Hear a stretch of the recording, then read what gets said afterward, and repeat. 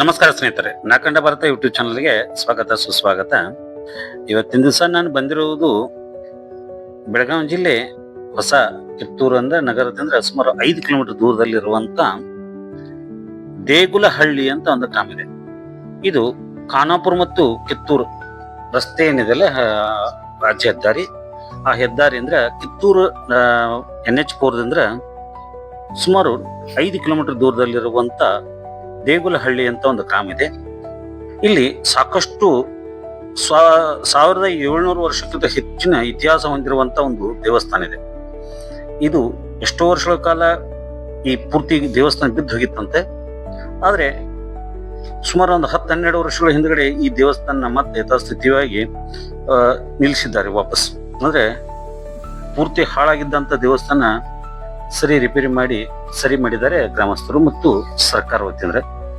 ಈಗ ನಾನು ಇಲ್ಲಿ ಬಂದಿರುವುದು ಈ ದೇವಸ್ಥಾನಕ್ಕೆ. ಇಲ್ಲಿ ಕದಂಬರ 2ನೇ ರಾಜ ಈ ದೇವಸ್ಥಾನ ನಿರ್ಮಾಣ ಮಾಡಿದ್ದು ಅಂತ ಹೇಳ್ತಾರೆ. ಇದು ಮೂಲತಃ ಜೈನ್ ಬಸ್ತಿಯಾಗಿತ್ತಂತೆ.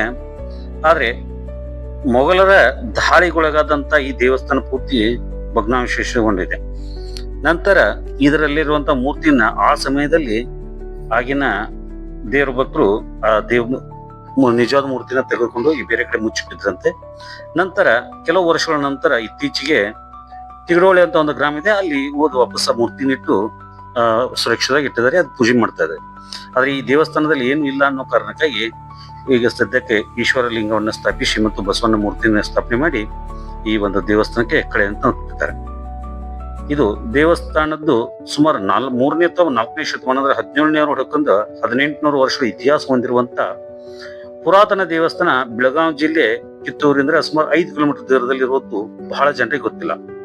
ಯಾಕಂದ್ರೆ ಕಿತ್ತೂರು ನಗರದಿಂದ ಒಂದು 4-5 ಕಿಲೋಮೀಟರ್ ದೂರದಲ್ಲಿರುವಂತ ದೇಗಾಂವ್ನಲ್ಲಿ ಇರುವಂತ ಕಮಲನಾರಾಯಣ ಮಂದಿರ ಎಲ್ಲರಿಗೂ ಗೊತ್ತಿದೆ. ಆದ್ರೆ ಈ ಮಂದಿರದ ಬಗ್ಗೆ ಹೆಚ್ಚು ಪ್ರಚಾರ ಇಲ್ಲ. ಆಮೇಲೆ ಈ ದೇವಸ್ಥಾನಕ್ಕೆ ನಾನು ಹೋಗಿ ನೋಡಿದೆ, ತುಂಬಾ ಸುಂದರವಾದಂತ ಕೆತ್ತನೆ ಇದೆ. ಅದು ಅಲ್ಲದೆ ಈ ದೇವಸ್ಥಾನಕ್ಕೆ ಯಾವುದೇ ತರದ್ದು ಕೊಡುಗೆ ಇತ್ತೀಚೆಗೆ ಸರ್ಕಾರದಿಂದಾಗ್ಲಿ ಸಂಘ ಸಂಸ್ಥೆಗಳಿಂದ ಇಲ್ಲಿ ಬಂದಿಲ್ಲ. ಆದ್ರೆ ಅಲ್ಲಿಯವರು ಸ್ಥಳೀಯರು ಸಾಕಷ್ಟು ಪ್ರಯತ್ನ ಮಾಡಿದ್ದಾರೆ. ಆದ್ರೆ ಒಮ್ಮೆನು ಸರ್ಕಾರದವರು ಸ್ವಲ್ಪ ಸಹಾಯ ಮಾಡಿ ದೇವಸ್ಥಾನ ಉಳಿಸುವಂತ ಪ್ರಯತ್ನ ಮಾಡಿದ್ರು. ನಂತರ ಹೊಳ್ಳಿ ವಾಪಸ್ ಯಾವುದೇ ತರದ ಅನುದಾನ ಸಿಕ್ಕಿಲ್ಲತ್ತೆ. ಮತ್ತೆ ಅನುದಾನ ಸಿಕ್ಕರೆ ಇನ್ನು ದೇವಸ್ಥಾನ ಚೆನ್ನಾಗಿ ಇಟ್ಕೋತೀವಿ ಅಂತ ಸ್ಥಳೀಯರು ಹೇಳ್ತಾ ಇದ್ರು. ಆದ್ರೆ ದೇವಸ್ಥಾನಕ್ಕೆ ನೋಡಿದಾಗ ನಮಗೂ ಒಂದ್ ಸ್ವಲ್ಪ ಖುಷಿ ಅನಿಸ್ತು. ಯಾಕಂದ್ರೆ ಸುಮಾರು ಸಾಕಷ್ಟು ದೊಡ್ಡ ಕಲ್ಲುಗಳನ್ನ ತೆಗೆದುಕೊಂಡು ಹೋಗಿ ಈ ದೇವಸ್ಥಾನದ ಚಾವಣಿ ಮೇಲೆ ಹಾಕಿದ್ದಾರೆ. ಈಗ ನಾನು ತೋರಿಸ್ತಾ ಇರುವುದು ದೇವಸ್ಥಾನದ ಅಂದ್ರೆ ಕಂಬಗಳನ್ನು ಮತ್ತು ಮೇಲಿನ ಕೆತ್ತನೆಗಳನ್ನ ತೋರಿಸ್ತಾ ಇದ್ದೀನಿ.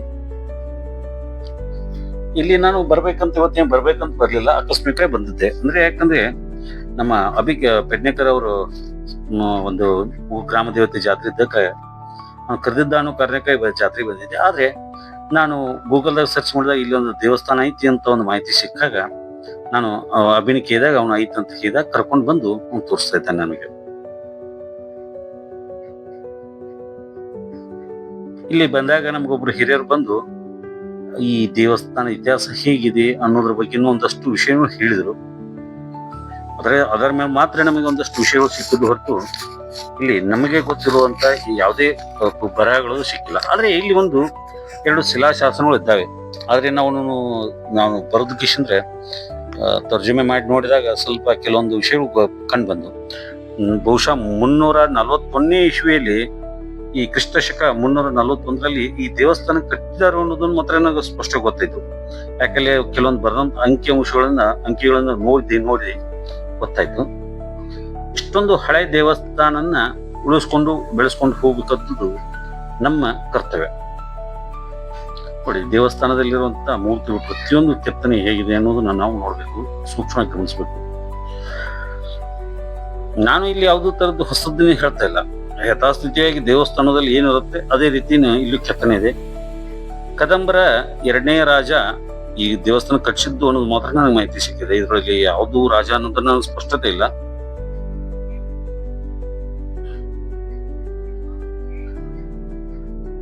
ಕದಂಬರ ಅಂದ್ರೆ ಮಯೂರವರ್ಮ ನಮ್ಮ ಕನ್ನಡ ನಾಡಿನ ಹೆಮ್ಮೆಯ ರಾಜ ಅಂತ ಹೇಳ್ತೀವಿ. ಯಾಕಂದ್ರೆ ಮಯೂರವರ್ಮನಿಂದಲೇ ಕನ್ನಡ ನಾಡಿನಲ್ಲಿ ಪ್ರಥಮ ಸಿಂಹಾಸನಾಧೀಶ್ವರ ಸಿಂಹಾಸನಾಧೀಶ್ವರ ಅಂತ ಹೇಳ್ತಾರೆ. ಆ ರಾಜಮನೆತನದಿಂದ ಕಟ್ಟಲ್ಪಟ್ಟಂತ ದೇವಸ್ಥಾನ. ಇಲ್ಲಿ ಕಟ್ಟೋದಕ್ಕೂ ಇನ್ನೊಂದು ಕಾರಣ ಇದೆ. ಯಾಕಂದ್ರೆ ಕದಂಬರ ಮೂಲ ರಾಜಧಾನಿ ಬನವಾಸಿ, ಅಂದ್ರೆ ಸಿರ್ಸಿಯಿಂದ ಹತ್ರ ಇರುವಂತ ಬನವಾಸಿ. ಆದ್ರೆ ಅವರ ಎರಡನೇ ರಾಜಧಾನಿ ಅಂದ್ರೆ ಎರಡನೇ ನಗರ ಹಲಸಿ ಗ್ರಾಮ. ಈಗೇನ್ ನಾವು ಕಿತ್ತೂರಕ್ಕೆ ಬಂದಿದ್ದೀವಲ್ಲ, ಇಲ್ಲಿಂದ ಒಂದು 25 ಕಿಲೋಮೀಟರ್ ದೂರ ಆಗುತ್ತೆ. ಹಲಸಿ ಅದು ಕಾಡಿನಲ್ಲಿರುವಂತ ಒಂದು ಗ್ರಾಮ. ನಂದಗಡದಿಂದ ಸುಮಾರು 6 ಕಿಲೋಮೀಟರ್ ದೂರದಲ್ಲಿ ಮತ್ತು ಬೇಡಿ ಮತ್ತು ನಂದಗಡ ಮಧ್ಯದಲ್ಲಿ ಇರುವಂತ ಗ್ರಾಮ. ಅದು ಕದಂಬರ ಎರಡನೇ ರಾಜಧಾನಿ ಇತ್ತು. ಇದು ಅದಕ್ಕಾಗಿ ಇಲ್ಲಿಯೂ ಸಹಿತ ಕದಂಬರು ಒಂದು ದೇವಸ್ಥಾನ ಕಟ್ಟಿಸಿದ್ದಾರೆ. ಈ ಊರ ಹೆಸರು ಕೇಳಿದ್ರೆ ಖುಷಿ ಅನಿಸುತ್ತೆ. ದೇವರ ಗುಡಿ ಇರುವಂತ ಊರು ಅಂತ ಅರ್ಥ ಬರುವಂತ ಹೆಸರಿದೆ. ಇದು ಬಹುಶಃ ಹಳೆ ಕಾಲದ ದೇವಸ್ಥಾನ ಇರೋ ಕಾರಣಕ್ಕಾಗಿ ಇದು ದೇಗುಲಹಳ್ಳಿ ಅಂತ ಹೆಸರು ಬಂದಿರಬಹುದು. ಕೆಲವೊಂದು ಹೆಸರುಗಳು ಬರೋದಕ್ಕೆ ನಮಗೆ ಕಾರಣಗಳು ಗೊತ್ತಿರೋದಿಲ್ಲ ಕೆಲವರಿಗೆ. ಆದ್ರೆ ಹಿರಿಯರು ಇನ್ನೊಂದು ಕಾರಣಗಳು ಮಾಡಿರ್ತಾರ, ಅದನ್ನ ನಾವು ಗಮನಿಸ್ಬೇಕಾಗತ್ತೆ. ದೇವರಗಾಮ, ದೇವಲಹಳ್ಳಿ ಅಂದ್ರೆ ಎಷ್ಟು ಚೆನ್ನಾಗಿ ಹೆಸರು. ದೇವರ ಹೆಸರು, ದೇವರ ಊರು ಅಂತ ಅರ್ಥ ಬರುವಂತ ಹೆಸರುಗಳನ್ನೇ ಇಟ್ಟಿದ್ದಾರೆ ಕಿತ್ತೂರು ಸುತ್ತಮುತ್ತಲು. ಅಂದ್ರೆ ಹಳೆ ಕಾಲದ ಸಂಪ್ರದಾಯಗಳು ಇರುವುದಂದ್ರ ಅಲ್ಲಿ ದೇವಗಾಂವದಲ್ಲಿ ಕಮಲ್ ನಾರಾಯಣ ಮಂದಿರ ಇದೆ. ಅದನ್ನ ಸರ್ಕಾರದವರ ಮುಜರಾಯಿ ಇಲಾಖೆಗೆ ಒಳಪಟ್ಟಂತ ಸಾಕಷ್ಟು ಅಭಿವೃದ್ಧಿಗಳನ್ನು ಮಾಡಿದ್ದಾರೆ. ಅಲ್ಲಿ ಯಾವುದೇ ವಿಡಿಯೋ ಮತ್ತು ಫೋಟೋಗ್ರಫಿ ಮಾಡೋಕೆ ಅವಕಾಶ ಇಲ್ಲ ಕರೆಕ ಅದನ್ನ ನಾನು ಮಾಡಕ್ಕಾಗಿಲ್ಲ. ಮತ್ತೆ ಇನ್ನೊಂದು, ಈ ಫೋಟೋಗ್ರಫಿ ಮಾಡೋದಂದ್ರೆ ಏನ್ ಸಮಸ್ಯೆ ಆಗುತ್ತೆ ಗೊತ್ತಿಲ್ಲ ನಂಗೆ. ಅದ್ರ ಮಾಡಕ್ ಬಂದ್ರೆ ಕೆಲವರು ಅವಕಾಶ ಕೊಡೋದಿಲ್ಲ. ಆದ್ರೆ ಇವನ್ನ ನಾವು ಬೆಳಕಿಗೆ ತಂದು ಇಂಥ ದೇವಸ್ಥಾನ ಇದ್ದಾವ ಅಂತ ನಾವು ಹೇಳಿ ಇದನ್ನ ಮಾಡಿದ್ರೆ ಜನರಿಗೆ ಗೊತ್ತಾಗೋದು ಯಾವಾಗ? ಮತ್ತೆ ಯಾರಿಗೂ ಗೊತ್ತಿಲ್ಲರುವಂತ ಸ್ಥಳಗಳನ್ನೇ ತೋರಿಸ್ಬೇಕು ಅನ್ನೋದು ನನ್ನ ಉದ್ದೇಶ. ಎಲ್ಲರೂ ತೋರಿಸುವಂತ, ಎಲ್ಲಾ ಪ್ರಸಿದ್ಧಿ ಪಡೆದಂತ ದೇವಸ್ಥಾನ ತೋರಿಸುವ ವಿಷಯ ಇಲ್ಲ. ಯಾವುದು ನಮ್ಮಿಂದಾಗಿ ಯಾವುದೋ ದೇವಸ್ಥಾನಕ್ಕೆ ಒಂದು ಸುಣ್ಣ ಒಂದು ಏನೋ ಅಭಿವೃದ್ಧಿ ಕಾರ್ಯ ಆಯ್ತು, ಆ ದೇವಸ್ಥಾನ ಉಳಿತಂದ್ರೆ ನಮ್ಗೊಂಥರ ಖುಷಿ ಆಗುತ್ತೆ ಅನ್ನೋ ಕಾರಣಕ್ಕಾಗಿ ನಾನು ಇಂಥ ಹಳೆ ದೇವಸ್ಥಾನ ಹುಡ್ಕೊಂಡು ಹೋಗ್ತಾ ಇದ್ದೀನಿ. ಈಗ ಅಲ್ಲೇ ದೇವಸ್ಥಾನ ಹತ್ರ ಒಬ್ರು ಹಿರಿಯರು ಕೂತಿದ್ದಾರೆ. ಅವ್ರ ಜೊತೆಗೆ ಮಾತಾಡೋಣ. ರಾಮಪ್ಪ ಅಂತವ್ರು ಈ ದೇವಸ್ಥಾನ ಬಗ್ಗೆ ಒಂದಷ್ಟು ವಿವರಣೆ ನೀಡ್ತಾರೆ. ನಿಮ್ಮ ಹೆಸರೇನ್ರಿ? ರಾಮಪ್ಪ, ಶ್ಯಾಮಪ್ಪ, ಇವನು. ಯಾವ್ರು ನಿಮ್ದ್ರಿ? ದೇಗಡೋಳಿ. ಈ ದೇವಸ್ಥಾನ ಎಷ್ಟು ವರ್ಷದ ಐತ್ರಿ? ಇದು ಕದಂಬ ನಾಗವರ್ಮ ಕಾಲದ 4ನೇ ಶತಮಾನ. ಕದಂಬರ ಕಾಲದಾಗಿಂದ? ಕದಂಬರ ಕಾಲ ಅಂದ್ರೆ ಇದು ಮಯೂರವರ್ಮನ್ ಕಾಲದಾಗಿಂದ? ಕದಂಬ ನಾಗವರ್ಮ ಕಾಲ. ಕದಂಬರ ನಾಗವರ್ಮ ಕಾಲ. ನಾಗವರ್ಮ ಕಾಲ. ಇದು 4ನೇ ಶತಮಾನ. 4ನೇ ಶತಮಾನ. ಇದು ಮತ್ತೆ ದೇವಸ್ಥಾನ ನಿನ್ನೋರು ಇದ್ರ ಬಗ್ಗೆ ಹೆಚ್ಚು ಮಾಹಿತಿ ಇಲ್ಲ ಯಾರಿಗೂ? ದೇವರಿಗೆ ಪೇಪರ್ ಕೊಟ್ಟು ಇದನ್ನ ಕೊಟ್ಟು. ಎಷ್ಟು ದಿವಸ ಕೊಟ್ರಿ? ಒಂದ್ 10 ವರ್ಷದಿಂದ ಕೊಟ್ಟು ಇದನ್ನ ಕೊಟ್ಟು ಆಫೀಸ್ಗೆ ಓಡಾಡಿದವು. ಆಫೀಸ್ ಓಡಾಡ್ರು ಹಂಗ ಹಿಂಗ ಬಾಳ್ ಆಫೀಸ್ ಗುಡಿಗೋದವ್ ನಾಯಕ್ ಮಾಡೋಣ ಅಂತ ಅಂದ್ರವ್ರ. ಅದೇ ನೋಡ್ರಿ ಒಂದೇ ಗುಡಿ ಐತಿ ನಮ್ ಕಿತ್ತೂರು ಭಾಗದಾಗ ಅಂತೆಲ್ಲ ದಯಮಾಡಿ ಗುಡಿ ರಿಪೇರಿ ಮಾಡಿರೋದನ್ನ. ಗುಡಿ ಎಲ್ಲ ಬಿದ್ದಿತ್ತಿರದ ಸ್ವಲ್ಪ ಇತ್ತ. ಇನ್ನೆಲ್ಲ ಗುಡಿ ಹಾಗೆ ಈಶ್ವರ ದೇವ್ರ ಪಟ್ಟಂತ ಇದು ಮಾಡಿಸಿದ್ರು. ಇದು ಜೈನ 4ನೇ ಶತಮಾನದಾಗ ಇದು ವಿದ್ಯಾಕೇಂದ್ರ ಇತ್ತಂತಿಲ್ಲ. ಜೈನ ಕಾಶಿ ಜೈನ ವಿದ್ಯಾಕೇಂದ್ರ ಇತ್ತಿಲ್ಲ. ಇದು ಗಂಜಿ ಗಂಜಿ ಬಸ್ತಾರಂತಲ್ಲಿ ಊಟ ಹಾಕ್ತಿರಂತಿಲ್ಲ. ಇದು ಶಾಂತಿನಾಥ್ ತೀರ್ಥಂಕರ್ ಬಸ್ಟ್. ಶಾಂತಿನಾಥ್ ಬಸ್ತಿ ತ್ರಿಕೂಟ ಬಸ್ತಿ. ತ್ರಿಕೂಟ ಬಸ್ತಿ ದೇಗಾವ್ದು ಕಮಲ ಬಸ್ತಿ. ಈಗ ಮತ್ತೆ ತ್ರಿಕೂಟ ಬಸ್ತಿ ಅಂದ್ರೆ ವಿಶೇಷವಾಗಿ 3 ಗುಡಿ ಇರ್ಲೇಬೇಕು. ಇಲ್ಲಿ ಒಂದೈತ್ರು ಅಥವಾ 3 ಬಾಗಲ 3 ಬಾಗ್ಲದ ಅಂದ್ರೆ 3 ಬಾಗಲ ಅಂದ್ರೆ 3 ಉತ್ತರ ಮತ್ತು ಪೂರ್ವ ಪಶ್ಚಿಮ ದಕ್ಷಿಣಾಭಿಮುಖ ಇರ್ಲಿ. ಅಂದ್ರೆ ವಿಶೇಷವಾಗಿ ನನ್ನ ಮನೆಯಲ್ಲಿ ಇದಕ್ಕೆ ಹೋಗಿದ್ದಾರೆ ನನ್ನ ಅಮ್ಮನಿಗೆ. ಅಲ್ಲಿ ದಕ್ಷಿಣಾಭಿಮುಖ ಒಂದು ದೇವಸ್ಥಾನ ಸಿಕ್ತ, ಬಸ್ತಿ ಸಿಕ್ಕಿತ್ತು. ಕಲ್ಲೋಳ್ಯಾಗ ಬಂದಿದ್ರಿ ಗೋಕಾಕ. ಅದ ರೀತಿ ಇದು ಉತ್ತರ ಮುಖ ಆಯ್ತು. ಇದು ಉತ್ತರ ಪೂರ್ವಮುಖ ಆದ್ರೆ ಪೂರ್ವಮುಖ ಅಂದ್ರೆ ಪೂರ್ವಮುಖ ಆದ್ರೆ 3 ವರ್ಷ ಇಲ್ಲಿ ಜೈನ್ ಮನೆ 10 ಮಿನಿಟ್ ಇದ್ವು. ಎಲ್ಲಾ ಜೈನ್ ಹಾಳಾಗಿ ದೇವರ ಪೂಜೆ ಮಾಡೋಣ ಆಗದಕ್ಕ ತಿರುಡೋಳವ್ರಿಗೆ ಕಿತ್ತೂರು ಹೇಳ್ಕಳಿಸಿರೋದನ್ನ. ತಿರುಡೋಳವ್ರ ಗಾಡಿ ತಂದು ಹಿಡ್ಕೊಂಡು ಹೋಗ್ಬಿಟ್ರು. ಕದಂಬ ಇವರು ಗಜನಿ ಮಾಮ ಗೋರಿ ಮಾಮ ಮೂರ್ತಿ ಎಲ್ಲ ಹಾಳು ಮಾಡಕತ್ತಿದ್ದ. ಆ ಟೈಮ್ದಾಗ ತಂದು ಮೂರ್ತಿ ಮುಚ್ಚಿಟ್ಟದ. ಅದ್ರಲ್ಲಿ ಊರಾಗ ಮುಚ್ಚಿಟ್ಟದ. ಅವ್ರು ಬಂದಾಗ ಕೊಟ್ಕೊಂಡು ತಗೊಂಡ್ ಹೋದ್ರ ಅವ್ರು. ಅಂದ್ರೆ ಇದು ಅಧರ್ಮಿಗಳಿಂದ ಹಾಳಾಗಿದ್ದು. ಗಜನಿ ಮಾಮಂದ ಗೋರಿ ಮಾಮಂದ ಹಾಳಾಗಿದ್ದು. ಆ ಟೈಮ್ದಾಗ ಅಂದ್ರೆ 1000 ವರ್ಷದ ಇತಿಹಾಸ 4ನೇ ಶತಮಾನ ಅಲ್ಲ ಈ ಗುಡಿ ತಯಾರಾಯ್ತು 4ನೇ ಶತಮಾನದಾಗ. ಅವಾಗಿಂದ ಕಾಲದಾಗ. ಅಂದ್ರೆ ಇದು ಮೊಘಲರ ದಾಳಿಗೊಳಗಾದಂತ ದೇವಸ್ಥಾನ. ಸರಿ. ಮತ್ತೆ ಇದ್ರ ಬಗ್ಗೆ ದೇವಸ್ಥಾನದ ಬಗ್ಗೆ ನಿಮ್ಗೆ ಏನಾದ್ರು ಹೊಸದ ಏನಾದ್ರು ಮಾಡ್ಬೇಕಾಯ್ತು ಅಥವಾ ಏನಾದ್ರು ಜನರಿಗೆ ಹೇಳ್ಬೇಕು ಅಂತ ವಿಚಾರಕ್ಕೆ ಈ ಗುಡಿ ಗಾರ್ಡನ್ ಮಾಡ್ತಂದಿರು, ಗಾರ್ಡನ್ ಮಾಡ್ಲಿಲ್ಲ. ಇನ್ನು ಗೋಪುರ ಕಟ್ಟೋದ್ರಿ ಆಫೀಸ್ ಹೋಗಿ ಮತ್ತೆ 2 ಸಲ ಅರ್ಜಿ ಕೊಟ್ಟಿ, ಅರ್ಜಿ ಕೊಟ್ಟರು ಮಾಡ್ತೀವಿ ಅಂತವ್ರು ದುಡ್ಡ ಇಲ್ಲ ಅಂತಾರ. ಬಾದ್ ಕೂಡಲೇ ಸಾರ್ವತ್ರಿಕ ಅನ್ಕೊಂಡು ಓಡಾಡಕ ಒಬ್ಬರ ಆಗುಲ್ಲ, ನನಗೂ ಆರಾಮಿಲ್ಲ. ಹಿಂಗಾಗಿ ಓಡಾಡಿ ಸಾಕಾಯ್ದ ಗುಡಿ ರಿಪೇರ್ ಮಾಡಿ ಕೊಟ್ರು. ಇಲ್ಲಿ ಜೈನ ಸಮಾಜದವ್ರು ಅದಾರ ಇಲ್ರಿ? ಅದಾರಿ ಒಂದ್ 40 ಮಂದಿ ತಂದವ್ರಿ. ಒಟ್ಟು ಅವರ ಪೂಜೆ ಮಾಡ್ತಾರೆ, ಹೇಳಿದ್ರಿ ಬ್ರಾಹ್ಮಣ ಲಿಂಗಾಯತ ಪೂಜೆ ಮಾಡ್ತಾರೆ. ಅದೇ ಅಂದ್ರು ಯಾರೋ ಒಬ್ರು ಅಂದ್ರು ಜೈನ್ ಬಸ್ತಿ ಒಳಗ ವಿಭೂತಿ ಹೆಚ್ಚು ಪೂಜೆ ಮಾಡ್ತಾರಂತ. ಇಲ್ಲ, ಈ ಪೂಜಾರಿ ಅಂತ ಹೇಗ್ಯಾರ ಬಸ್ಸಯ್ಯ ಅದ್ಯಾರ ಅವನ ಪೂಜೆ ಮಾಡ್ತಾರೆ, ಅವರ ಪೂಜೆ ಮಾಡ್ತಾರೆ. ಈ ಸದ್ಯಕ್ಕೆ ತೀರ್ಥಂಕರ ಮೂರ್ತಿನ ಐತ್ರಿ? ತೀರ್ಥಂಕರ ಮೂರ್ತಿ ಇಲ್ಲ, ಅದು ಚೂಡಾಡಿ ಬಸ್ತಾಗೇನ್ರಿ? ಸರಿ ಸರಿ, ಆಯ್ತು ನೋಡ್ರಿ, ಎಷ್ಟು ಮಾಹಿತಿ ಕೊಟ್ರಿ ಸಾಕ್ರಿ. ಒಂದ್ ಸ್ವಲ್ಪ ನಮಸ್ಕಾರ ಮಾಡ್ಕೊಂಡ್ ಅವ್ರು ಹಿರಿಯರ ರಾಮಪ್ಪ ಸರ್ ಅವರು ಒಂದಷ್ಟು ಮಾಹಿತಿಗಳು ಕೊಟ್ಟರೆ, ಅವರು ದೇವಸ್ಥಾನ ಮೇಲೆ ಹತ್ರಿ ಅಂತ ಹೇಳಿದ್ರು. ನಾವು ಒಂದ್ ಸ್ವಲ್ಪ ಕಷ್ಟಪಟ್ಕೊಂಡು ಈ ದೊಡ್ಡತಿ ದೇಹನ ಹೊತ್ಕೊಂಡು ದೇವಸ್ಥಾನ ಮೇಲೆ ಹತ್ತಿದ್ವಿ. ಅಲ್ಲಿ ಒಂದು ನಟರಾಜನ ಮೂರ್ತಿ ಇರೋದು ನೋಡಿ ಖುಷಿ ಆಯ್ತು. ಯಾಕಂದ್ರೆ ಇಷ್ಟು ಸುಂದರವಾದಂತ ಕೆತ್ತನೆ ಆದ್ರೆ ಪೂರ್ತಿ ಕರೆಕ್ಟ್ ಆಗಿ ಹೋಗಿದೆ. ಅಂದ್ರೆ ಆಗ ಅಧರ್ಮೀಯರು ದಾಳಿಗೊಳಗಾದಾಗ ಈ ಮಂದಿರ ಪೂರ್ತಿ ಹಾಳಾಗೈತೆ. ಆದ್ರೂ ಸ್ವಲ್ಪ ಅದನ್ನ ಉಳಿಸ್ಕೊಂತ ಪ್ರಯತ್ನ ಮಾಡಿ ಉಳಿಸಿದ್ದಾರೆ. ಅದನ್ನು ಖುಷಿ ಬಿಡ್ಬೇಕಷ್ಟೇ ನಾವು. ಯಾಕಂದ್ರೆ ನಮ್ಮ ಕಾಲಕ್ಕೆ ಇಷ್ಟೊಂದು ನೋಡಕ್ಕಾದ್ರೂ ಸಿಕ್ಕೈತಿ, ಮುಂದಿನ ಪೀಳಿಗೆ ಇದು ಉಳಿತಿತ್ತಿಲ್ಲ ಗೊತ್ತಿಲ್ಲ. ಯಾಕಂದ್ರೆ ಇತ್ತೀಚಿನ ನಾನು ಕೆಲವೊಂದು ದೇವಸ್ಥಾನಗಳಿಗೂ ಎಂತ ಹಳೆ ಕಾಲದ ದೇವಸ್ಥಾನಗಳಿಗೆ ಹೋದಾಗ ನಾನು ಗಮನಿಸಿರುವುದಂದ್ರೆ, ಈ ಯಾರಾದ್ರೂ ತಪಸ್ವಿಗಳು ಮತ್ತು ಸಂತರು ಮಹಾಂತರು ಮತ್ತು ದೇವಸ್ಥಾನಗಳಿದ್ದಲ್ಲಿ ಎಲ್ಲ ಕಡೆ ನಾನು ನೋಡ್ತೀನಿ, ಗಮನಿಸಿದ್ದು ಈ ಹಳ್ಳಿಯಲ್ಲಿರುವಂತ ಇರ್ಬೋದು, ಸಿಟಿಯಲ್ಲಿರ್ಬೋದು, ಸ್ವಲ್ಪ ಹಳೆ ಕಾಲದ ಮಂದಿರಗಳಿದ್ದ ಅಂದ್ರೆ ಅಲ್ಲಿ ಇಸ್ಪೇಟೆ ಆಡುವುದು, ಶೆರೆ ಕುಡಿಯುವುದು ಅಥವಾ ಬೀಡಿ ಸಿಗರೇಟ್ ಸಿಗುವುದು, ಅದೊಂಥರದ ಕೆಟ್ಟ ಚಟುವಟಿಕೆಗಳನ್ನು ಮಾಡುವಂತ ಒಂದು ತಾಣವನ್ನೇ ಮಾಡ್ಕೊಂಡ್ಬಿಟ್ಟಿರ್ತಾರೆ. ಅವೆಲ್ಲ ಮಾಡಬಾರ್ದು. ಆಕ್ಚುಲಿ ನಮ್ಮ ಹಿರಿಯರು ಇಷ್ಟೊಂದು ದೊಡ್ಡ ದೊಡ್ಡ ಕಲ್ಲುಗಳನ್ನು ಹೊತ್ತು ಇಂಥ ದೇವಸ್ಥಾನ ಕಟ್ಟಬೇಕಾದ್ರೆ ಎಷ್ಟು ಶ್ರಮ ಪಟ್ಟಿರ್ತಾರೆ. ಅದನ್ನ ನಾವು ಉಳಿಸ್ಕೊಂಡು ಬೆಳೆಸ್ಕೊಂಡು ಹೋಗ್ಬೇಕು. ಆದ್ರೆ ನಮ್ಮ ದುಶ್ಚಟಗಳನ್ನ ಅಥವಾ ನಮ್ಮ ನೈತಿಕ ವ್ಯವಹಾರಗಳನ್ನ ಮಾಡೋಕೆ ಇಂಥ ಸ್ಥಳನ ಯಾಕೆ ಹೇಗೆ ಮಾಡ್ಕೋತಾರ ಜನರನ್ನು ನನಗೆ ಅದು ಅರ್ಥ ಆಗೋಲ್ಲ.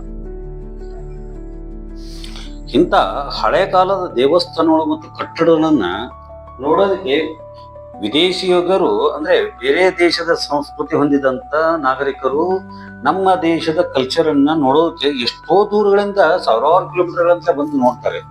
ಆದ್ರೆ ನಮ್ಮಲ್ಲಿರುವಂತಹ ಜನ ಅಕ್ಕಪಕ್ಕದಲ್ಲಿ ಇರುವಂತ ದೇವಸ್ಥಾನಗಳಲ್ಲಿ ಯಾವುದನ್ನು ನೋಡೋದಿಲ್ಲ. ಕೇಳಿದ್ರೆ ಅದು ಒಂದು ಹಾಳು ಗುಡಿ, ಒಂದು ಕಲ್ಲು ಗುಡಿ ಅಂತ ಹೆಸರಿಡ್ತಾರೆ. ಕೆಲವರು ಹೇಳ್ತಾರೆ, ನಾನು ಎಷ್ಟೊತ್ತಲ್ಲಿ ಹೋದಾಗ ನೋಡ್ತೀನಿ ಅಲ್ಲಿ ಒಂದು ದೇವಸ್ಥಾನ ಆದ್ರೆ ಕಲ್ಲು ಗುಡಿ ಇದೆ ಅಂತಾರೆ. ಅಂದ್ರೆ ಕಲ್ಲು ಗುಡಿ ಅಲ್ಲ ರೀ, ಅದು ಒಂದು ನಮ್ಮ ಧಾರ್ಮಿಕ ಶ್ರದ್ಧಾಕೆಯಿಂದ ಅಲ್ಲಿ ಧಾರ್ಮಿಕವಾಗಿ ನಮ್ಮ ರಾಜ ಮಹಾರಾಜರು ಮತ್ತು ಹಿಂದಿನ ನಮ್ಮ ಸಂಸ್ಕೃತಿಯನ್ನ, ಸನಾತನ ಧರ್ಮವನ್ನ ಉಳಿಸುವಂತ ಪ್ರಯತ್ನ ಮಾಡಿದಂತ ಸ್ಥಳಗಳು. ಹಿಂದೆ ಜನರಿಗೆ ಆಧ್ಯಾತ್ಮಿಕ ಚಿಂತನೆಯನ್ನ ಕೊಟ್ಟಂತ ಸ್ಥಳಗಳು ಮತ್ತು ಜ್ಞಾನ ವಿಜ್ಞಾನವನ್ನ ಕೊಟ್ಟಂತ ಸ್ಥಳಗಳು. ಅಂತ ಪವಿತ್ರವಾದ ಸ್ಥಳಗಳಲ್ಲಿ ನಾವು ಅನಾಚಾರ ಮತ್ತು ಅತ್ಯಾಚಾರ ಮಾಡ್ತಾ ಇದ್ದೀವಿ. ಅದನ್ನು ಬಿಡಬೇಕು. ಮತ್ತು ಇಂಥ ಸ್ಥಳಗಳಲ್ಲಿ ಪ್ಲಾಸ್ಟಿಕ್ ಇಂಥವೆಲ್ಲ ಬಿಟ್ಟು ಆದಷ್ಟು ಸಾಧ್ಯ ಇದ್ದಷ್ಟು ನಿತ್ಯ ಬಳಕೆ ವಸ್ತುಗಳನ್ನ ಬಳಸುವಂಥದ್ದು ಇವೆಲ್ಲ ಆಗಬೇಕು. ಇಂಥ ದೇವಸ್ಥಾನ ಉಳಿಸುವುದು ಸಹಿತ ನಮ್ಮ ಕರ್ತವ್ಯ. ಇನ್ನು ಇಂಥ ದೇವಸ್ಥಾನಗಳ ಬಗ್ಗೆ ನಾನು ಇನ್ನೂ ಸಾಕಷ್ಟು ಮಾಹಿತಿಯನ್ನು ಕೊಡುವಂತ ಪ್ರಯತ್ನ ಮಾಡ್ತೀವಿ. ಬರ್ಲಿರುವಂತ 17 ಮೇ 2026 ಇಂಥದ್ದು ಇನ್ನೊಂದು ವಿಶೇಷ ದೇವಸ್ಥಾನ ಬಗ್ಗೆ ಹೋಗ್ತಾ ಇದ್ದೀನಿ. ಈಗ ನಾವು ಅಲ್ಲಿ ಹೋಗ್ಬೇಕಾದ್ರೆ ನನ್ನ ಜೊತೆಗೆ ಗಿರೀಶ್ ಪಟ್ಟಂಗಿ, ಅಭಿ ಪೆಡ್ನೇಕರ್, ಮಂಜುನಾಥ್ ಶಿವಳ್ಳಿ, ಹಾಗೆ ನಮ್ಮ ಸಂಜು ಮಾವಿನಕಟ್ಟೆ ಇದ್ರು. ಆದರೆ ಸಂಜು ಸ್ವಲ್ಪ ವಿಡಿಯೋದಾಗ ಬರೋಲ್ಲ ಪೂರ್ಣಿಂದು. ಆಮೇಲೆ ಇದು ಬಸವನ ಮೂರ್ತಿ. ಇದು ದೇವಸ್ಥಾನದಲ್ಲಿ ಇರುವಂಥದ್ದು ವೈಶಿಷ್ಟ್ಯತೆಯಾಗಿ ಇರುತ್ತೆ. ಕಾಲಡಿ ತಗೊಂಡು ಬಂದ ನೋಡ್ತಾ ಇದ್ವಿ.